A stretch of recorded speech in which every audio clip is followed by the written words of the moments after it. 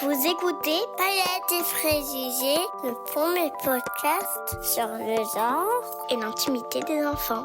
Comme moi!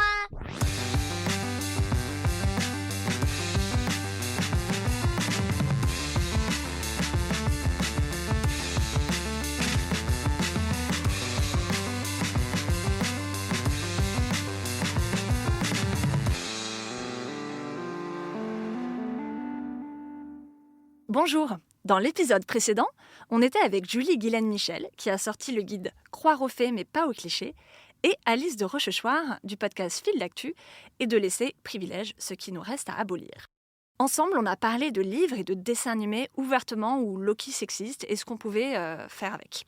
Aujourd'hui, on va faire des recommandations culturelles avec mes invités. Et donc, je suis toujours avec Julie Guilaine-Michel et Alice de Rochechouart. Et voilà, Julie, ta vie, c'est de faire des recommandations, notamment sur ton compte Instagram Petite Lecture Inclusive.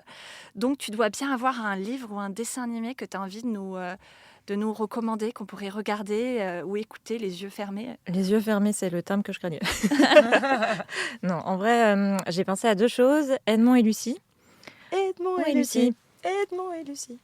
Ah Voilà. d'accord, on chante maintenant. Bah, je sais pas, On s'était dit que... on s'est entraîné avant. Voilà.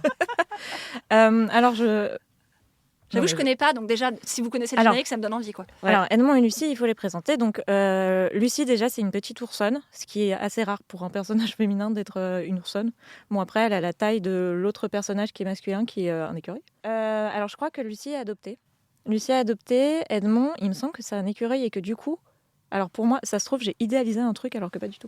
Pour moi, Edmond, c'est un petit écureuil et du coup, il y a ce truc du personnage masculin qui est incarné par un petit animal, ce qui est assez rare. Oui, t'en parles d'ailleurs dans ton livre que Ouais.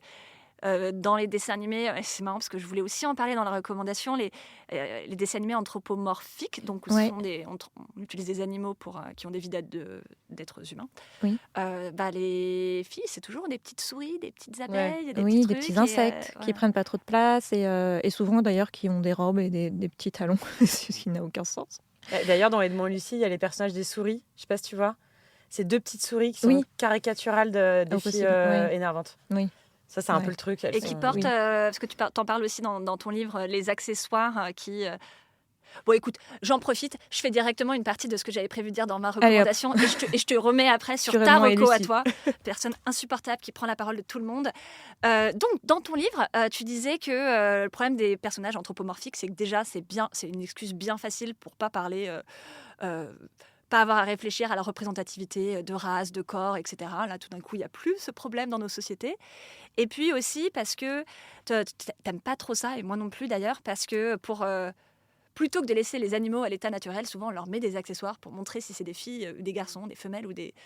Et c'est généralement des trucs méga clichés, genre les perles et les tabliers pour les femmes, quoi. Genre en 2025, qui êtes-vous ? Et qu'en fait ça accentue encore plus parce que... on essentialise ce que c'est que d'être un garçon, une fille, une femme, un homme à partir de petits accessoires. Et puis en plus, moi, je trouve ça hyper malaisant en fait de se dire ah mais regardez, il y a des différences entre les hommes et les femmes, même chez les animaux. On est tellement deux types de personnes complètement différentes. C'est naturel. Même les animaux sont comme ça, alors qu'on sait très bien que... Oui, c'est ça. Et puis souvent, ça revient à mettre le masculin finalement au centre du propos. Le masculin, c'est un peu le neutre dans la façon dont on représente les animaux. Et le féminin, en fait, tu rajoutes des accessoires. Le féminin tourne autour du masculin. Il se définit par rapport au masculin. C'est ce qui se différencie du masculin, généralement avec des hauts talons, un nœud dans les cheveux et une robe. L'avantage, c'est que ça montre que le genre, c'est un truc hyper construit et hyper fake, quelque part.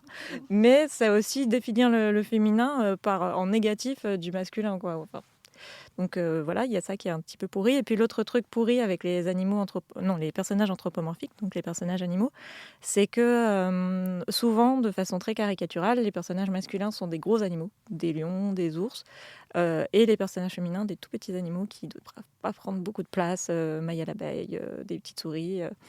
Et donc, il y a ce truc, finalement, qui renvoie à la place qu'on autorise les gens à prendre dans l'espace, quoi, finalement. La place qui est laissée au masculin et au féminin, à la fois dans les livres, dans les dessins animés et dans la vie. Super, je pense que c'était important de faire cette petite précision. Tu peux retourner sur ta drôle de famille où genre l'ours a la taille d'un écureuil. Oui, alors du coup, on ne sait plus. On ne sait plus si Edmond et Lucie sont des oursonnes, des écureuils, excusez-nous. On ira vérifier. Mais en tout cas, ce qui est intéressant, c'est que dans Edmond et Lucie, Edmond, c'est un personnage masculin qui est assez timide, assez sensible, assez dans la rêverie. Et par contre, Lucie, c'est un personnage féminin qui en veut, qui est dans l'audace, le courage, un petit peu hyper énergique. Et donc, c'est des rôles de genre en fait, qu'on n'a pas forcément l'habitude de retrouver dans les dessins animés, qui sont intéressants et qui, moi, me font penser à un livre qui s'appelle... c'est une collection de livres pour les, on va dire, 4-7 ans. C'est Carl et Elsa et c'est le même principe, en fait. C'est des rôles de genre un petit peu inversés sans que ça devienne non plus stéréotypé dans l'autre sens, hein, sans que ça devienne cliché. Mais Carl et Elsa, c'est un petit peu cette dynamique de la petite fille qui ose tout et qu'on a limite envie d'aller rattraper. Et puis le petit garçon derrière qui dit «Oui, Elsa, t'es sûre là? On va vraiment sauter dans l'espace à pieds joints.» Et c'est un petit peu cette même dynamique et ça fait du bien parce que je pense que ça autorise des traits de caractère, ça autorise des projets aux enfants, ça leur ouvre en fait des possibles quand il y a tellement d'occasions de se voir fermer des portes dans nos fictions jusqu'ici. Eh bien écoute, Alice, je vais passer devant toi parce qu'en fait, ma recommandation, elle est assez proche de la tienne. Comme je connaissais pas le dessin animé que tu nous as pitché, j'avais pas réalisé la proximité Ouais. de nos recos. Moi, je voulais être super basique. Mais c'est peut-être parce que je m'endors devant tous les dessins animés. Je voulais vous parler de Bluey. Même si du coup, j'ai regardé, je pense, 2 épisodes au début pour m'assurer que c'était aussi bien que tout ce que Internet disait. Je pense que j'ai pas trop besoin de présenter, mais on sait jamais si on a quelqu'un qui n'a pas encore d'enfant et qui n'a pas Internet. C'est une série autour des aventures qu'imagine un chiot qui s'appelle Bluey et qui joue avec sa sœur, son père, sa mère, qui sont pour le coup tous des chiots de la même race. Et c'est super mimi, ça valorise l'éducation positive, les jeux autodirigés et non structurés, c'est-à-dire en gros les jeux libres, qui sont naturels pour former et permettre aux enfants de se développer. On en reparlera dans quelques épisodes justement. Et là, ce que j'ai bien aimé, c'est que y a pas d'accessoires pour faire la distinction entre les femelles et les mâles. Donc pour une fois, j'ai fait mon exception à mon désintérêt pour les dessins animés anthropomorphiques. Je me suis dit, bon, ça va, il n'y a pas de nœud sur la tête des chiennes. Et surtout, le truc qui m'a intriguée aussi, c'est qu'on peut regarder Bluey de 2 façons différentes. Celle vers laquelle nous poussent nos habitudes de pensée. Et je vais me mettre dedans vraiment, parce qu'au début, j'étais vraiment dans ce cas-là. Et les équipes marketing de genre toutes les marques de vêtements et de jouets, qui est de considérer que c'est l'histoire d'un chiot bleu et de sa sœur. Ou regarder Bluey de la façon dont Bluey a été écrit, et de façon, du coup, étrangement subversive, qui est que Bluey est un chiot femelle. Hein, donc une chienne, une chiotte. Une chiotte. C'est une chiotte. C'est une tout à chiotte. fait. Qu'on pourrait appeler d'ailleurs en français bleuette, du coup. Une chiotte bleuette. Voilà. Et du coup, ça devient alors un dessin animé qui est complètement différent quand on le précise. En plus, dès le 2e épisode, Bluey dit, on parle de Bluey en disant quelqu'un genre Bluey au masculin, et Bluey répond, mais je suis une fille. Et en fait, là, ça devient complètement hyper intéressant parce que c'est une histoire sur une famille avec 2 sœurs. C'est hyper rare, en fait, d'avoir des familles avec 2 sœurs qui, en plus, s'entendent bien. Donc là encore, les personnes qui ont lu ton livre, Julie, ça va faire clic dans leur tête. Et il y a du coup une petite femelle fille associée à la couleur bleue qui est caractérisée par plein de caractéristiques plutôt vues comme masculines, quoi. C'est abondance d'énergie, imagination, curiosité, qu'attend la permission de personne pour faire et être qui elle veut. Donc, et qui a des potes garçons. Et ça, c'est aussi quelque chose de très... j'en parlais dans l'épisode de Bienvenue bébé dédié au jeu. C'est une des choses les plus importantes qu'on peut faire pour des enfants, c'est créer des moments de jeu avec des enfants de l'autre sexe. Et des gens qui disent « mais moi, j'y arrive pas ». Écoutez, il y a des petits tuyaux dans l'épisode. Donc voilà, et puis il y a un père qui est impliqué dans toutes les tâches de la maison et une mère qui a une vie qui va bien au-delà de la cuisine et des enfants. Donc rien que pour ça, je me dis que j'ai le droit de dormir pendant les épisodes de Bluey parce que je fais confiance à Bleuette. Voilà, on a fini avec les animaux anthropomorphiques ou tu as encore des animaux, toi? Non, moi j'ai des animaux encore. mais parce que, oui, mais... Ça montre aussi un vrai problème, je trouve. Je trouve qu'il n'y a pas beaucoup d'enfants. Alors moi, je le vois pas comme ça. Parce que... Enfin, pardon, je repars sur un autre sujet. En fait, je pense que ce qui est, à mon avis, un enjeu aussi, c'est l'antispécisme. On a tendance à déconsidérer les animaux, à les désindividualiser. Et en fait, d'avoir parfois des dessins animés anthropomorphiques, ça permet aussi de redonner de la singularité aux animaux et de sortir moi, je trouve ça intéressant, justement, ça redonne de la personnalité aux animaux pour sortir d'un autre système de domination. On pourra faire un podcast dessus aussi, qui est le spécisme. Mais bon, c'est pas... c'était pas le cœur de ce que je voulais dire. Non, mais tu changes mon regard un petit peu sur le sujet, moi qui suis végétarienne, presque végane. Donc j'en profite du coup pour juste dire un truc. C'est qu'en fait, il y a des études intéressantes qui ont été faites sur les enfants qui montrent que quand les enfants sont petits, ils considèrent les animaux autour d'eux, et en particulier les animaux de la famille, enfin les animaux domestiques, comme étant des individus au même titre que les frères et sœurs.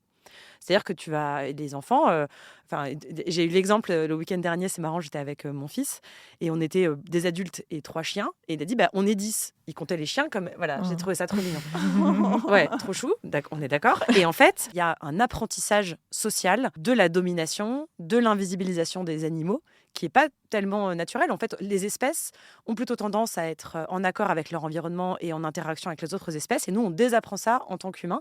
Et donc, je trouve que d'avoir des dessins animés avec des animaux dedans, anthropomorphisés certes, mais ça permet aussi de retrouver cette singularisation, cette individualisation des animaux. Moi, effectivement, ça change. C'est pas que ça change, mais ça apporte quelque chose à ma perspective. De la nuance. De la nuance. Pour la nuance et la complexité. Trop cool. Mais du coup, je vais vous recommander 2 trucs, moi, parce que conformément à ce que j'avais dit dans l'épisode, je pense que c'est important d'avoir des contenus pas pédagogiques, très détente, et des contenus plus pédagogiques. Et le contenu détente, c'est un truc que j'adore, ça s'appelle Les Ours Gourmands. Donc bon, c'est 2 garçons, mais c'est des copains. Et en fait, c'est génial. Mais on aime bien les garçons. Hein. Ouais, on aime bien les garçons. Non, mais je veux dire, c'est pour vous dire que c'est pas du tout... Il n'y a pas de message derrière. Not all ours gourmands. Not all ours. On choisit, en plus, l'ours. En tant que femme, on choisit l'ours. Les dessins sont très beaux et ces 2 ours, chaque épisode, ils veulent bouffer un truc, en fait. Donc c'est génial, ils sont dans la forêt. Et donc, il y a un épisode, c'est la tarte aux myrtilles. L'épisode, c'est le gratin de pommes de terre. Enfin, c'est complètement génial. Moi, j'adore. C'est donc, l'histoire de ma vie, quoi. Mais déjà, et c'est... En plus, c'est un rapport super sain à la bouffe. Enfin, non, ils sont obsédés, mais c'est trop drôle. Ils sont là à chaque fois, qu'est-ce qu'on pourrait cuisiner de bon et tout. Enfin, c'est hilarant. Enfin, moi, j'adore. Donc, voilà. Il y a même un film, ils vont faire des glaces à l'eau au pôle Nord et tout. Enfin, c'est génial. Bref, donc ça, moi, je suis trop fan. Pour le contenu plus pédagogique, j'ai découvert un truc récemment qui m'interpelle, que j'ai en tête là en ce moment, qui s'appelle Les Contes de Lupin. C'est assez marrant. Lupin Omar Sy ? Ça ressemble. C'est Lupin parce que c'est un loup. Ah, ok. Voilà. Ouais. Alors, on voit la philosophe, tu vois, qui nous sort déjà des trucs. J'ai fait du grec et du latin, donc oui, bien sûr. Parfaitement. Lupus. Donc Lupin le loup. Mais c'est vrai, c'est ça. Et c'est un peu notre. Enfin, je pense que c'est assez méta en fait. Ce dessin animé, on pourrait faire une grosse analyse. En fait, ça se présente avec un petit loup, donc Lupin, qui est clairement un petit garçon qui est un loup. Et il y a un narrateur qui lit des contes, et donc il ouvre un livre qui est toujours un conte, et le loup va vouloir rentrer dans le conte à chaque fois.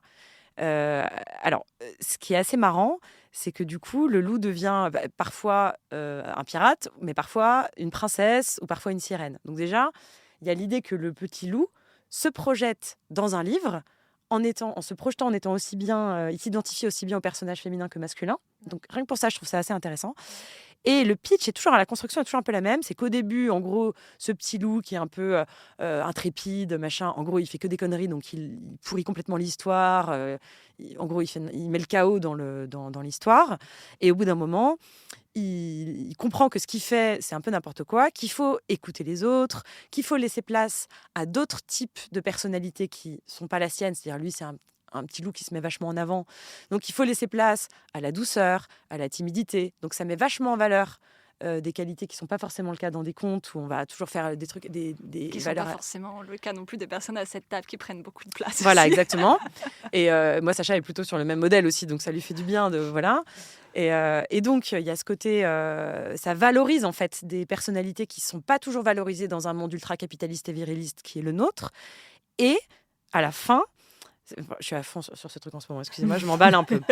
À la fin, donc, ils résolvent le conte. Voilà, donc il y avait exactement comme ce que tu racontais dans l'épisode, les personnalités qui ne sont pas des personnages, mais qui sont réduits à des fonctions, en fait, à des fonctions dans le schéma narratif, quoi, le gentil, le méchant. Et à la fin, ils disent, bon, et voilà, tout le monde va bien, on a attrapé la sorcière. Et à chaque fois, le directeur dit, mais attendez, au fait.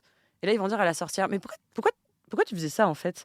Elle dit parce qu'en fait, c'était relou parce que quand vous faisiez vos cuisines, moi je pouvais plus faire mes trucs, etc. Ils disent mais fallait le dire plus tôt et on trouve une résolution où tout le monde est content. Et donc, la sorcière retrouve une psychologie où elle n'est pas juste méchante, mais elle avait des raisons. Les villageois, la princesse, etc., etc. Les personnages féminins, genre la princesse et tout, sont assez cool, intrépides. Donc là, moi, j'ai mon sage. En plus, c'est marrant parce que c'est très aventure. Donc moi, il y a Sacha, il est debout sur le canapé à Donf, en train de dire « Je suis la sirène » ou « Je suis l'archère ». Enfin, c'est génial. Le seul questionnement qu'on pourrait avoir, c'est qu'effectivement, il y a un petit garçon qui, du coup, prend la place. Le petit loup prend la place. Donc, est-ce que le petit garçon... Mais en même temps, quand il devient la princesse, par exemple, le narrateur dit « elle », dit « c'est la princesse, c'est la paysanne », etc. Rien que ça, c'est révolutionnaire Et ouais. par rapport à ce qui se fait. Voilà. Donc, j'ai découvert ça il y a une semaine et je suis assez à fond dedans et ça explore plein d'univers, les pirates, les sirènes, les machins, les trucs, les robots, Voilà. Donc, je suis absolument à fond sur toutes vos recommandations. Mais en fait, j'ai très envie de savoir ce que vous pensez des contes de Lupin. Si vous regardez à l'avenir, j'ai hâte d'avoir votre débrief, savoir ce que vous en pensez. Là, j'ai envie de rentrer et de faire ça en premier. Je sais plus ce que je devais faire, mais...